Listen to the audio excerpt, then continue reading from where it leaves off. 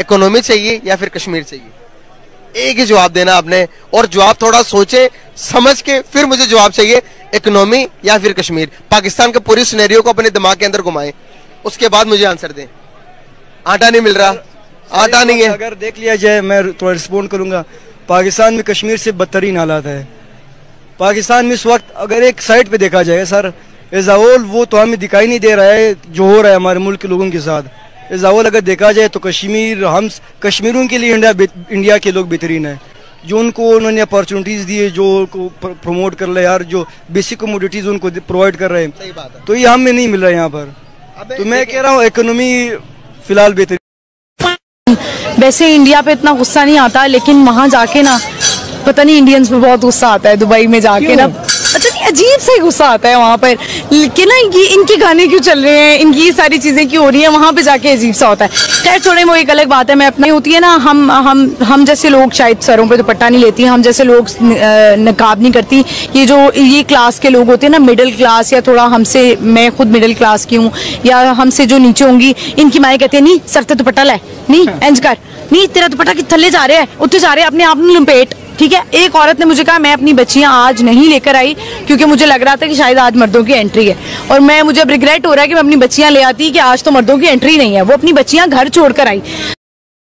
तो जो ताकतवर है, बदकिस्मती से अब भारत इतना ताकतवर हो चुका है कि आपने देखा कि किस तरह से मिडिल ईस्ट में और सऊदी अरब में जो है मोदी का इस्तकबाल किया गया। यहाँ तो खबरें नहीं आने देते हैं, लेकिन अगर आप देखें तो हमारा वजीर आजम जाता है तो उसको कोई मामूली कोई ब्यूरोक्रेट लेने के लिए आ जाता है, और मोदी साहब जब जाते हैं तो उसको हवा में ही उसके साथ जो है जिस तरीके से प्रोटोकॉल मिलता है वो दुनिया में किसी को और नहीं मिला है। तो हिंदुस्तान चूंकि एक हैवी वेट इस वक्त कंट्री है दुनिया में, और मुआशी तौर पर भी बहुत मजबूत हो गया है। महफूज नहीं है, लेकिन इन 2 सालों में जो कहते हैं कि हमने रियासत बचाई है, उन्होंने असल में आपकी गुर्बत में इजाफा किया।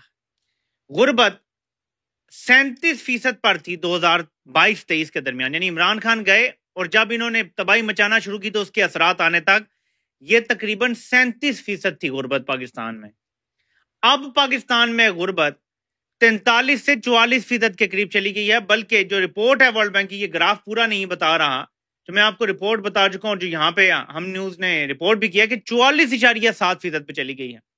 गुर्बत में 6-6.5% से ज्यादा इजाफा हुआ है। आप कह लें 7% इजाफा हो गया है गुर्बत में। पहले अगर फॉर एग्जाम्पल आपके 8 से 9 करोड़ लोग खते गुर्बत से नीचे थे, तो अब 11-11.5 करोड़ लोग, करोड़ की बात कर रहा हूं मैं, ठीक है, तो अगर 8 करोड़ से 9 करोड़ खते गुर्बत से नीचे थे तो अब 11-12 करोड़ लोग खते गुर्बत से नीचे, यानी हमारी करीब करीब आधी आबादी खते गुर्बत से नीचे। और अभी 2025 के फिगर्स आने हैं, यानी आप ये समझ लें कि 50% आबादी खते गुर्बत से नीचे चली गई है। खते गुर्बत से नीचे जाने का मतलब ये है कि हमारी 50% आबादी तकरीबन 2 वक्त की रोटी खाने की अहल या काबिल नहीं रही। यह है जनरल आसिम मुनीर और जनरल बाजवा की मिक्स्ड तबाही जो ये दोनों लेकर आए हैं।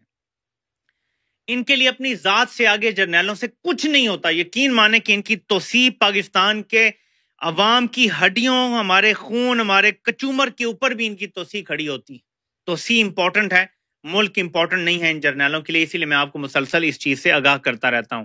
तो जिस खदशे का मैं इजहार कर रहा था, अब वो आलमी इदारे की रिपोर्ट में भी आ गया है कि गुर्बत बढ़ गई है, मईशत